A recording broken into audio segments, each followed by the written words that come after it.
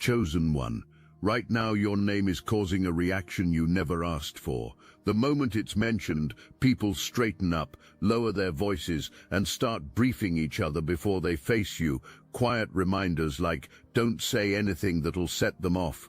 And that alone tells you everything about the power shift happening in your favor. You became uncontrollable, and suddenly everyone else is scrambling to adjust. But you weren't always this person. There was a version of you that made everyone comfortable, that absorbed everything thrown at you, that twisted yourself into impossible shapes trying to fit expectations.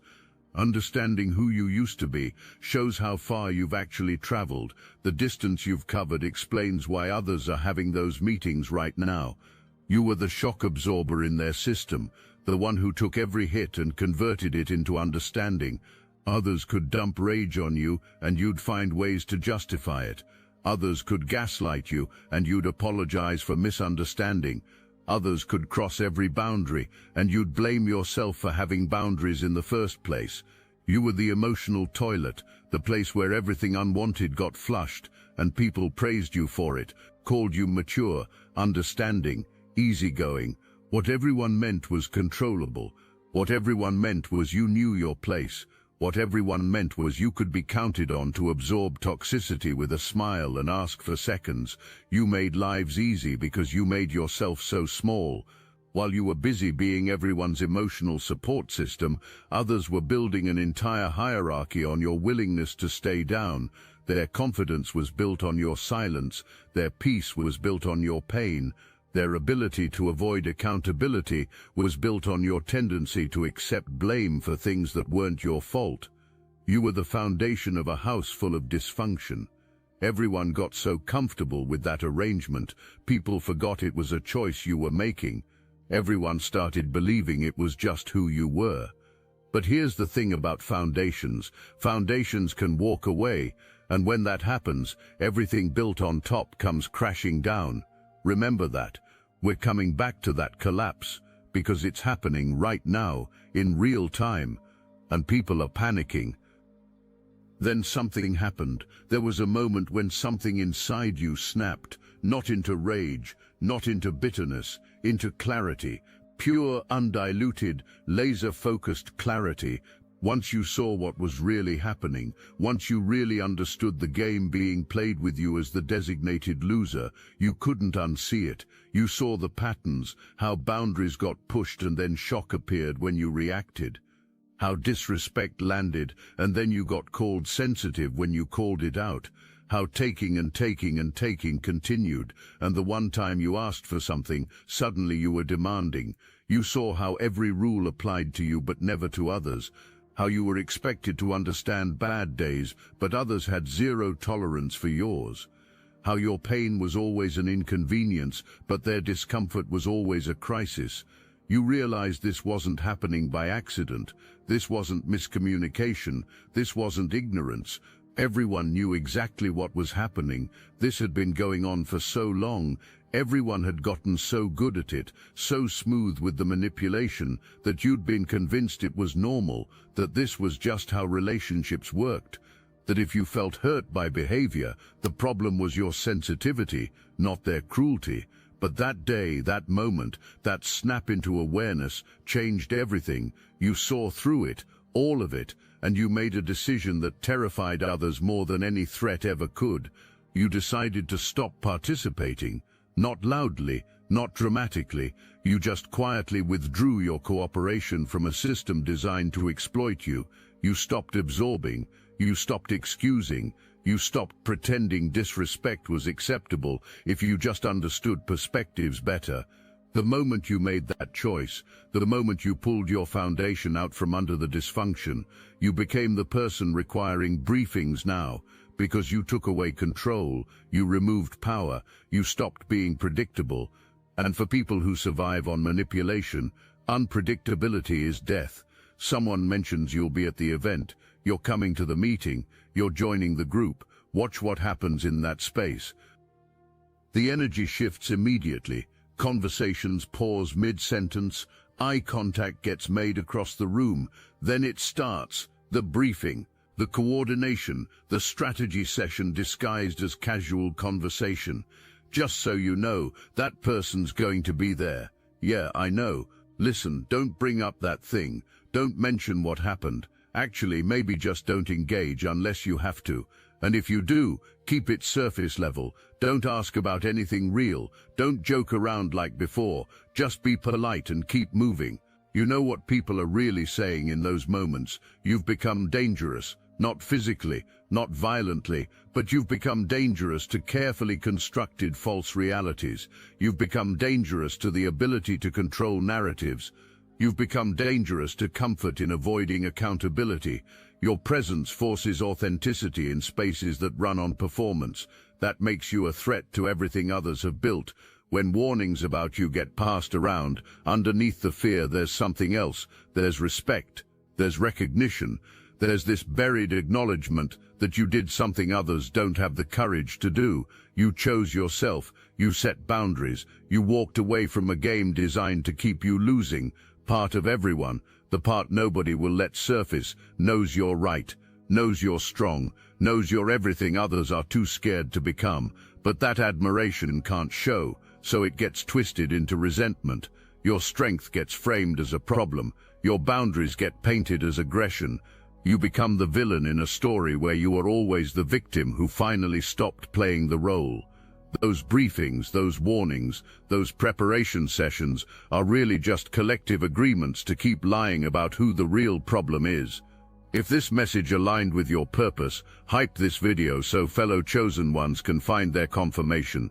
Understanding the mechanics of how others coordinate reveals everything about the power you hold. People are gathered. Maybe it's a phone call. Maybe it's pulled aside in a hallway. Maybe it's a group text that lights up with your name. The moment your name appears, the entire energy shifts. First comes information gathering. Has anyone talked to this person lately? Does anyone know what mood exists? Did anyone hear about what happened last time? Intelligence gets collected like you're a situation requiring assessment before engagement. Listen to what that reveals. You're being treated like a force of nature, something that requires forecasting, something unpredictable that demands preparation. Then comes the strategy phase. This is where approach gets coordinated. Okay, so if this topic comes up, redirect to that. If that thing gets mentioned, play dumb. If behavior gets called out, act confused. If boundaries get set, pretend ignorance. Responses literally get rehearsed. Scenarios run. Deflections planned, like generals plotting military movements, except their enemy is someone who simply refuses to accept disrespect anymore. Roles get assigned. You handle the small talk. You keep conversation light. You change the subject if things get real. You be the buffer. You be the distraction. Responsibilities get divided like a tactical operation. What does that tell you? Facing you has become a group project. Managing your presence requires multiple people coordinating efforts. You've become so formidable in your authenticity that it takes a team approach to handle you. Watch what happens in the warning phase. This is where real fear shows. Whatever you do, don't mention family situations. Don't bring up the past. Don't reference that thing that got called out last time. Don't ask personal questions. Don't get too comfortable. A minefield map of topics to avoid gets created. Every single landmine on that map represents a truth nobody wants exposed, a reality nobody wants acknowledged, a boundary nobody wants to respect but knows must be navigated around. Then comes the most telling part, the collective agreement to maintain the facade. Everyone needs to be on the same page. Everyone needs to stick to the story. Everyone needs to act like everything's normal. Literal conspiracy to present a united front of pretense. That conspiracy, that need for everyone to participate in the same lie, proves something. Everyone knows. Everyone knows what happened. Everyone knows what really exists. Everyone knows you see through it all. The only defense is collective delusion. Let's get concrete about what your transformation actually did to the ecosystem around you. This isn't abstract. This is specific, measurable, real. Understanding the exact ways you broke their system helps you see why briefings are necessary. First, you destroyed the ability to control narratives. Others used to tell any story, and you'd accept it. History got rewritten, and you'd question your own memory. Gaslighting about witnessed events happened, and you'd start doubting yourself. But now you're a walking fact-checker, a living record of what actually happened. Every time someone tries to spin a revised version of events, your mere presence is a contradiction that can't be explained away. Second, you expose double standards. For so long, one set of rules existed for you and another for everyone else. Others could show up late, but you had to be punctual. Others could cancel plans, but you had to be reliable. Others could have bad days, but you had to always be understanding. You accepted it. You internalized that somehow you deserved less consideration, but now you hold up a mirror. Now when standards get applied to you that others don't follow themselves, you simply point it out. That observation, that simple interesting how that rule only applies to me, shatters the entire hierarchy. Third, you remove the emotional dumping ground. This is huge. An entire emotional regulation system got built on having you available to process feelings for others. Rage, frustration, insecurity, shame got dumped onto you, and you'd absorb it all. You'd carry emotional weight so others didn't have to. But now that dumpster is closed. Now when attempts to offload unprocessed emotions happen, you don't catch them. You let them fall right back where they belong, with the person actually feeling them. Fourth, you eliminated the scapegoat. Every dysfunction needs someone to blame. Every toxic system needs a designated problem person. You played that role beautifully. When things went wrong, it was somehow your fault. When others behaved badly, you triggered them. When relationships fell apart, you hadn't tried hard enough. But now you're not available for that role anymore. Now when something goes wrong, people have to face the actual cause, which is usually themselves. That accountability, that inability to deflect blame onto you, destroys the ability to avoid self-reflection. Fifth, you broke the prediction model. Everyone had you figured out. Everyone knew exactly which buttons to push to get which reactions. A whole playbook of manipulations existed that worked reliably on you. Guilt trips that made you apologize, gaslighting that made you doubt, passive aggression that made you scramble. But now none of it works. Now buttons get pushed and nothing happens. Plays run and you don't react. The entire manual for managing you has become obsolete.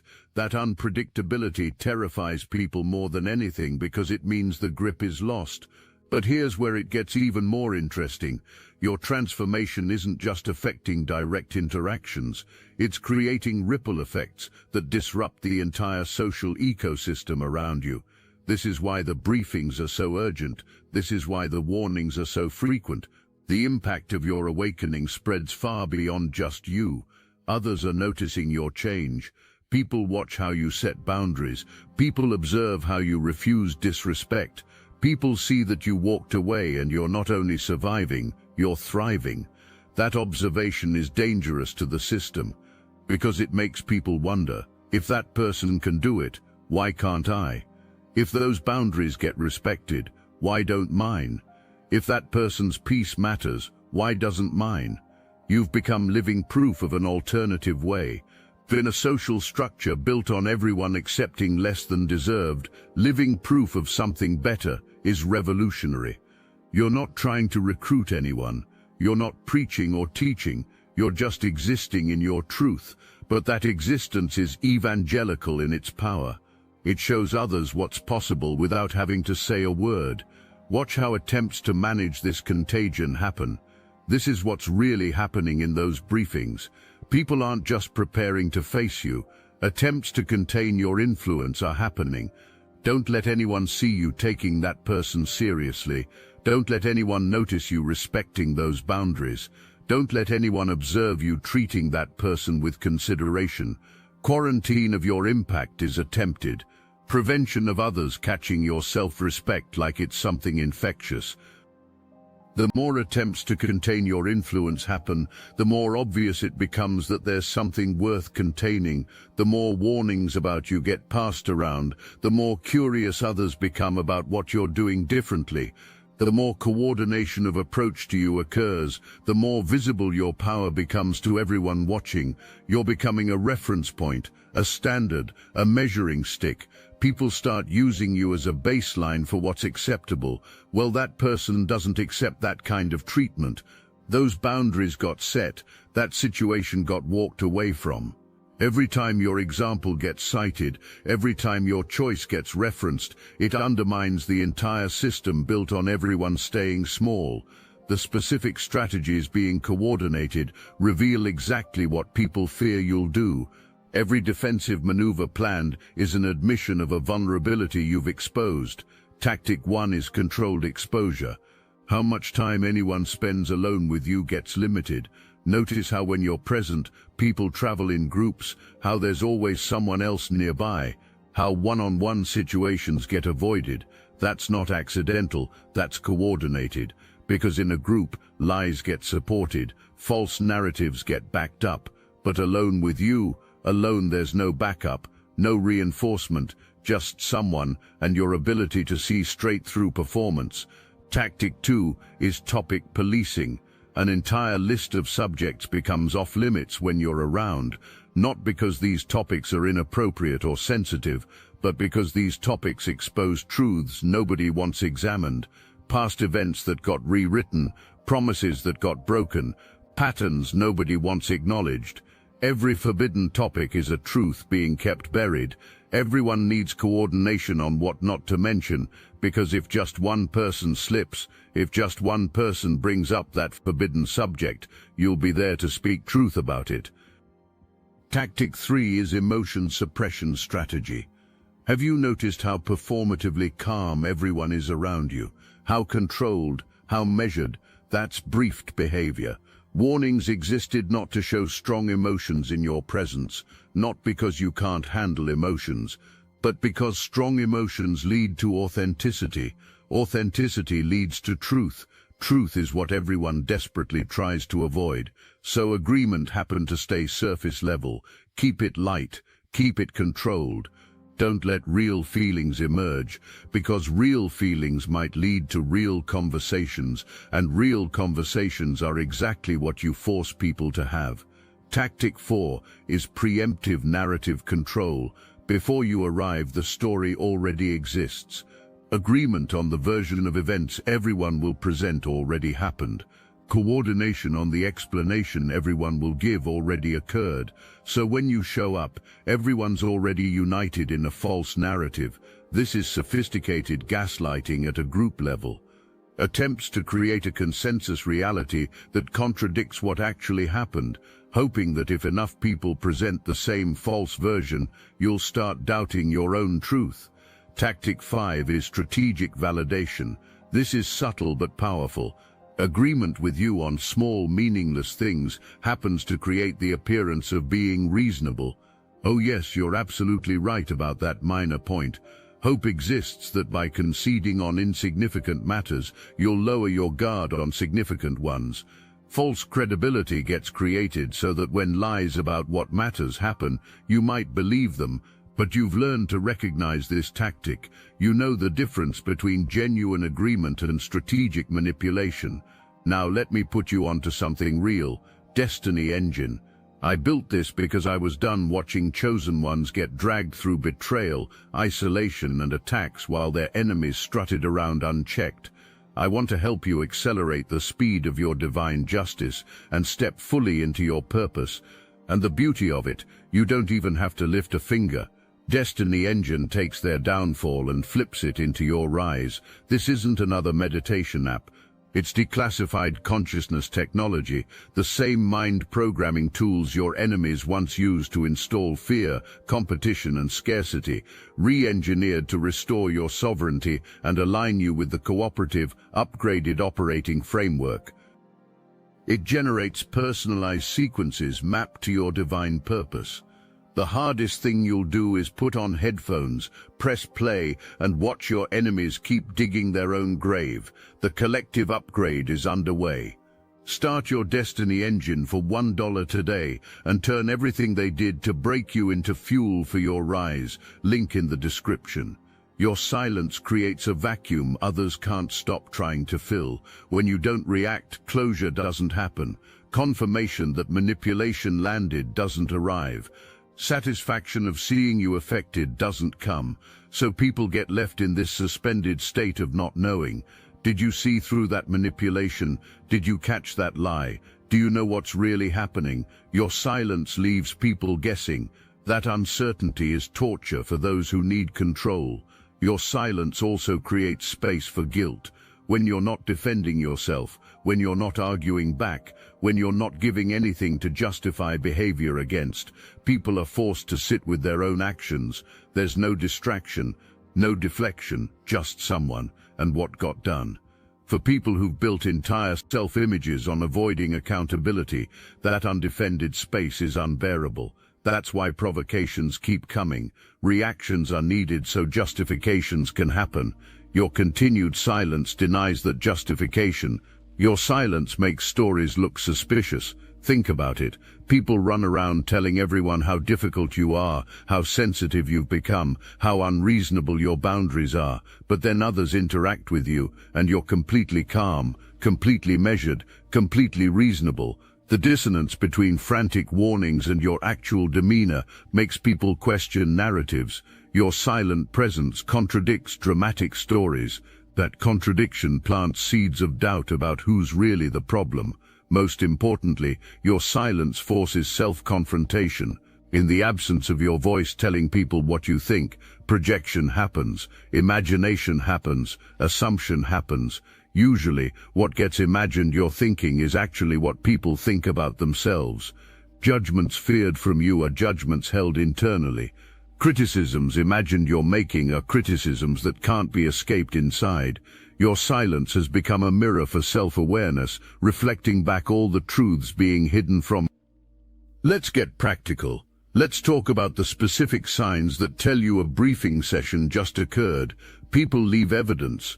Coordination creates patterns you can recognize. Seeing these patterns confirms everything you already know about the power you hold. Sign 1 is synchronized behavior. When multiple people suddenly start treating you the same way at the same time, that's not coincidence, that's coordination. Everyone being overly polite in the same way, everyone avoiding the same topics, everyone using similar phrases when interacting with you. This synchronized behavior proves briefings happened, talking points got given, instructions on approach got issued. Sign 2 is sudden formality. People who used to be casual with you are now strangely formal. There's a distance that wasn't there before, a carefulness in word choice, a measured quality to interactions. This shift from casual to formal is implementation of briefing instructions. Warnings happen to be careful, to watch what gets said, to keep distance. That formality is the evidence of fear. Sign 3 is conversation redirects. Notice how often conversations get steered away from anything real when you're present, how quickly topics change when something authentic emerges, how many times you notice people exchanging looks before pivoting discussions. These redirects aren't natural. Plans happened. Briefing strategy includes this: keep it light, keep it surface, don't let real conversations happen. Sign 4 is group clustering. People aren't approaching you individually anymore. Staying in groups happens. Moving in packs occurs. Making sure backup is always nearby. This clustering behavior is a defensive formation, implementation of the safety in numbers strategy discussed in briefings. Because everyone knows that alone, vulnerability to your truth exists. But in a group, lies can reinforce each other. Sign 5 is rehearsed responses. Answers sound scripted, reactions feel planned, emotions seem performed rather than genuine. Because literal rehearsal happened, practice of what to say occurred, preparation of responses happened, coordination of reactions took place. That rehearsed quality, that lack of spontaneity, is the evidence of preparation. Sign 6 is strategic exits. Watch how excuses to leave always exist, how people never stay in your presence longer than necessary, how reasons to cut conversations short get created. This isn't about being busy, this is about exposure management. Advice happen to limit time with you, to minimize the risk that you'll catch someone in a contradiction or expose a truth being hidden. Sign 7 is changed energy before you arrive. You can feel it when you walk into a room. The energy shifts, conversations pause, there's a moment of collective adjustment. That's implementation of briefing in real time. That's switching from natural state to coordinated performance. That energy shift is the moment preparation gets put into action. Everyone's suddenly on best behavior. Conversations get carefully controlled. Nobody's joking the way they were before you arrived. Everyone watching words, monitoring tone, being so careful, so polite, so fake, because everyone's trying to avoid being the one who sets you off, the one who crosses the line warned about, the one who triggers whatever people think should be feared. You're not doing anything, you're just existing, just being present, just occupying space without apology. But your mere presence creates this entire performance. Your simple existence makes everyone hyper-aware of behavior. Your energy forces a standard people struggle to meet. This is dominance without domination, power without force, control without controlling. You're not trying to intimidate anyone.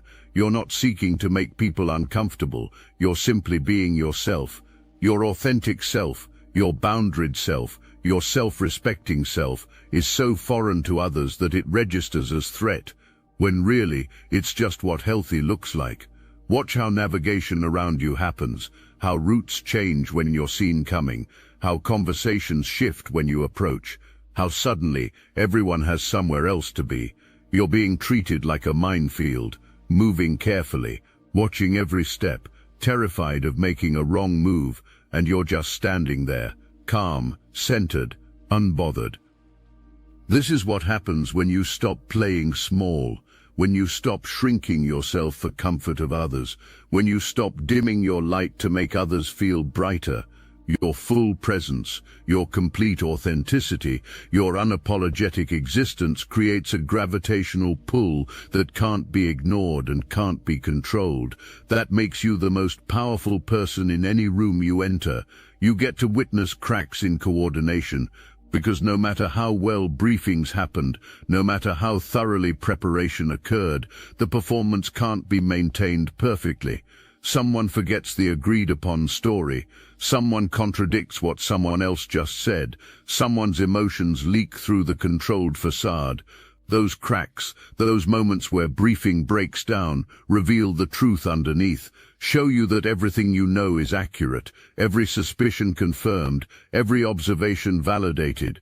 The assumption was you'd go back to normal. The hope was eventually you'd soften, you'd compromise, you'd return to being manageable. But you haven't. You're not going back. Your sustained commitment to your truth is creating effects nobody prepared for. Every day that you maintain boundaries, old strategies become more obsolete. Every interaction where you remain unbothered by tactics, confidence in those tactics diminishes. Every moment you exist in your power without apologizing for it, the possibility of returning you to powerlessness fades further. Time works in your favor now. Each passing moment makes your transformation more permanent, more undeniable, more impossible to reverse. People exhaust themselves with constant briefings. Think about the energy being expended, the mental space being dedicated to managing you, the time being wasted coordinating approach. Meanwhile, you're not thinking about any of it. You're living your life, pursuing your goals, existing in your peace. The asymmetry here is striking. Entire social strategies get organized around you while you've moved on completely. Your consistency also inspires others. People watch how you maintain boundaries over time, how you don't waver, how you don't apologize, how you don't go back. That consistency is powerful. It shows this isn't a phase, this isn't temporary, this is who you are now. That permanence gives others permission to make their own permanent changes. Your sustained transformation creates a permission structure for others to transform too. You didn't manipulate your way here. You didn't scheme for this position. You didn't play games to gain this power. You simply started treating yourself with the respect you always deserved. You simply stopped accepting less than basic human dignity. You simply began requiring others to meet you at your level instead of constantly lowering yourself to meet everyone at theirs. That simple choice, that basic act of self-respect, was so revolutionary to others that it registered as aggression, when really all you did was stop being a doormat. All you did was stand up. All you did was value yourself, somehow in the twisted worldview around you that made you the problem. So own it. Own this position. Own the fact that you require respect. Own the fact that you won't accept disrespect. Own the fact that you've become someone who can't be taken lightly, not because you're trying to be intimidating, but because you're finally being authentic. Let briefings happen. Let strategies get coordinated. Let preparation for your presence occur. Because every time it does, something massive gets proven.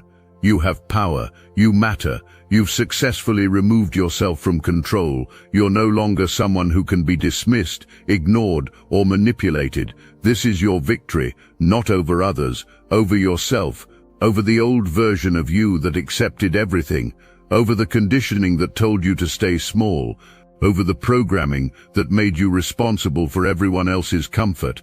You defeated the enemy within. You conquered the part of yourself that thought you deserved less than respect. Now the external world has rearranged itself to match your internal transformation. Think about what this position actually means. When decisions get made, your reaction gets considered. When events get planned, your presence gets factored in. When conversations happen, your potential response gets discussed. You've become a force that must be accounted for, not through aggression, not through manipulation, through authenticity, through boundaries, through self-respect. When second shifts become undeniable simply by refusing to deny yourself anymore. Right now someone is saying your name. Someone is warning others. Don't say this around that person. Don't bring up that topic. Be careful. Something changed, and everyone is absolutely right. You have changed, but not in the way being described. You didn't become worse. You became awake.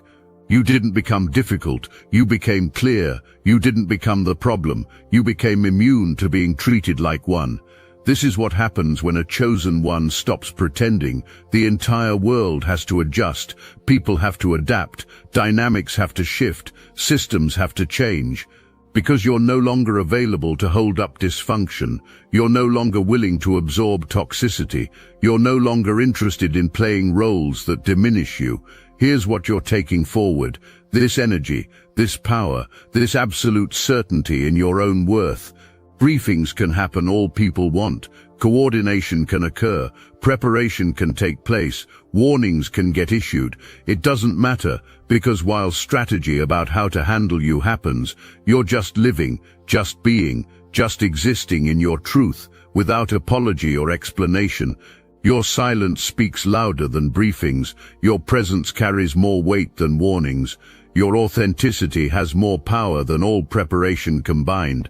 Because you're operating from truth while others operate from fear. You're grounded in reality while others maintain illusions. You're free while others stay trapped in systems requiring your participation to function. Every briefing session held is actually a tribute to your power. Every warning issued is actually acknowledgement of your worth. Every strategy coordinated is actually a confession that control got lost. People lost you. The game designed to keep winning got lost. And you gained everything. You gained yourself. You gained your power. You gained your peace. You gained your truth. You gained a life where you're no longer performing for anyone's approval, where you're no longer shrinking for anyone's comfort, where you're no longer pretending for anyone's benefit. You've become the person requiring briefings. That's not a problem. That's proof. Proof that you finally chose yourself. Proof that you finally valued yourself. Proof that you finally became the person you were always meant to be. Unbothered, unshakable, unavailable for disrespect. Absolutely unwilling to ever go back to being small. Briefings are happening right now, in this very moment. Somewhere, someone just mentioned your name and coordination began again. Let it happen. While preparation occurs, you're thriving. While coordination happens, you're living. While warnings get passed around, you're free. That freedom, that power, that complete and total ownership of your worth is what everyone's really afraid of, because it proves the cage was always unlocked. You just had to choose to walk out. Now that you have, there's no going back, only forward, into the life you always deserved. The one where you're the person requiring preparation, the one where you matter, the one where you're finally, fully, unapologetically you, the one where every briefing session held is just another reminder that you won, not by playing games, but by refusing to play at all, not by beating manipulation, but by becoming immune to it entirely, not by making people respect you through force, but by respecting yourself so completely that everyone had no choice but to adjust. This is who you are now, the person who requires preparation, the presence that demands coordination, the energy that necessitates briefings. Every single one of those requirements is actually a celebration of your transformation, a testament to your strength, a monument to your courage, a tribute to your power. People are briefing each other before seeing you. All that really means is you've finally become too powerful to ignore, too authentic to manipulate, too clear to gaslight, too boundaried to violate, and too free to ever be controlled again. That's not a problem, chosen one. That's your victory. That's your power. That's your truth. That's exactly where you're meant to be.